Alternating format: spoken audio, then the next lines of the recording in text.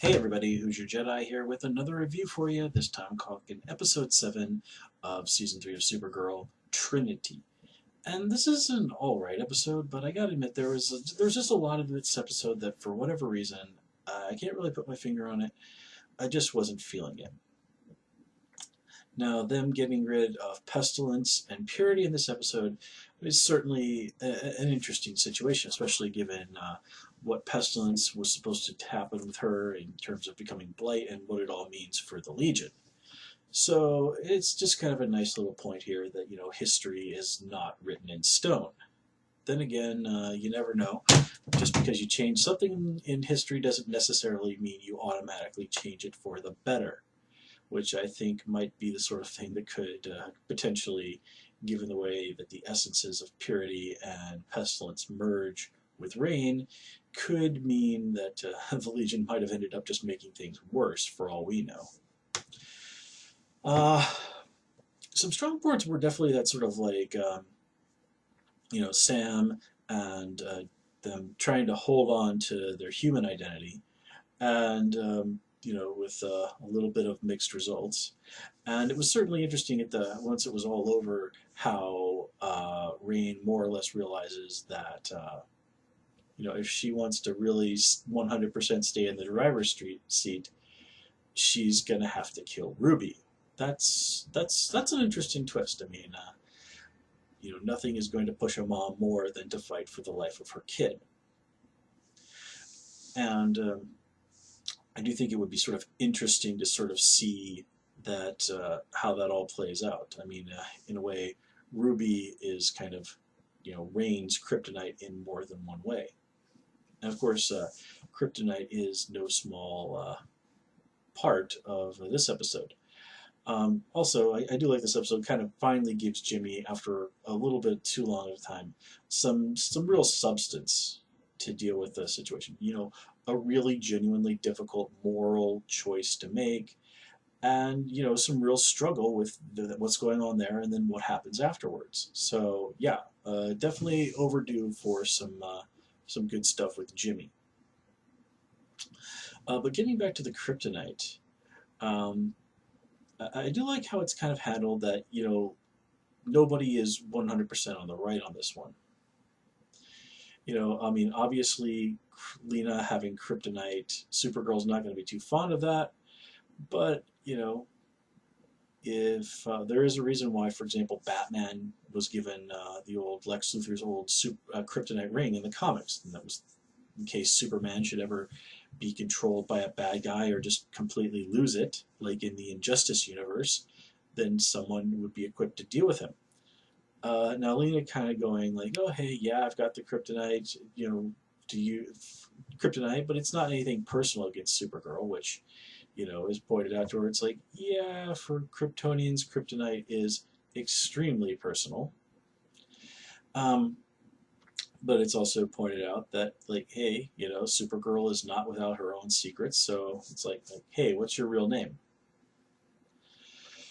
Um, and I do like that ultimately this kind of plays out that, everybody decides that, okay, we're going to be a mature adult about this by the end of it all.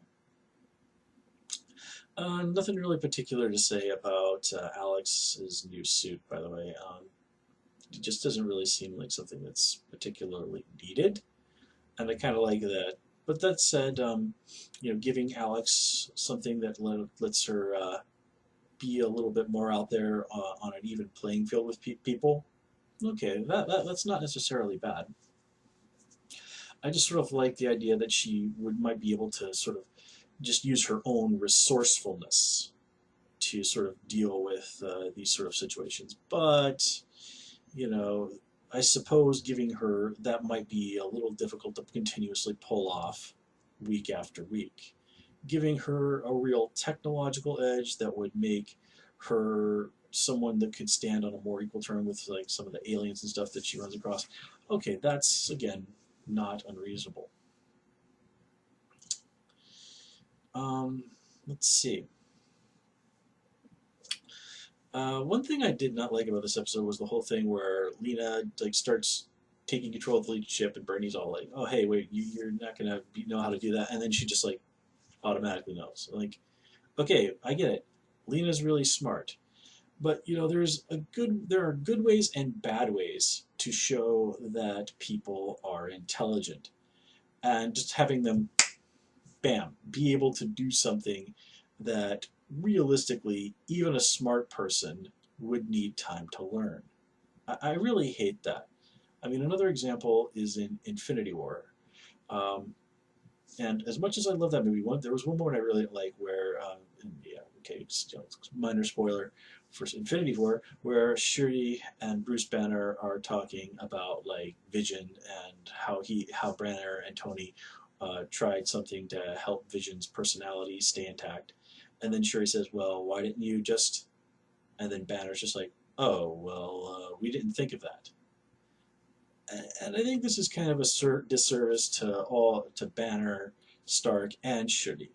Like, yeah, we get it. Shuri is mega smart, and she is easily right up there on par with Banner and Stark, and I got no problem with that. I think Shuri is one of my favorite characters in Black Panther. I think she's great.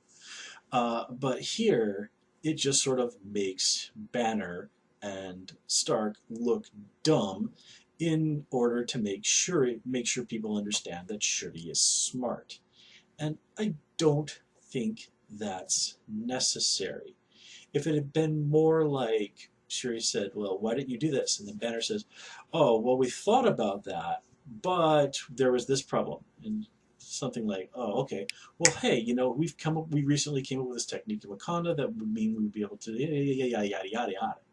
I mean, granted, that would be a longer conversation and wouldn't really be in keeping with the scene, but it would sort of show them that these are two people who are genuinely on equal par, and you wouldn't have to make anybody look dumb or incompetent. So that's the real thing that I don't like, is when you try to show the characters are smart, and you do this by making other characters seem dumb or incompetent. And I just think that's just such a cheap and shoddy way of doing things. Anyway, watching the Fortress of Sanctuary come crashing down, that was certainly kind of a cool moment at the end. Uh, and again, does show that the good guys have scored a pretty major victory here. But as we all know, major victories are never achieved without a pretty significant price. And as we're really full on the way to the season finale, that price is going to have to be paid pretty soon, and I don't think it's going to be pretty. So, guys, I'm going to call it here. As always, please comment, rate, and subscribe. Of course, you can follow me on Twitter at Hoosier Jedi, and also join me on Tumblr at Jedi Reviewer. Until next time, take care and have a good one.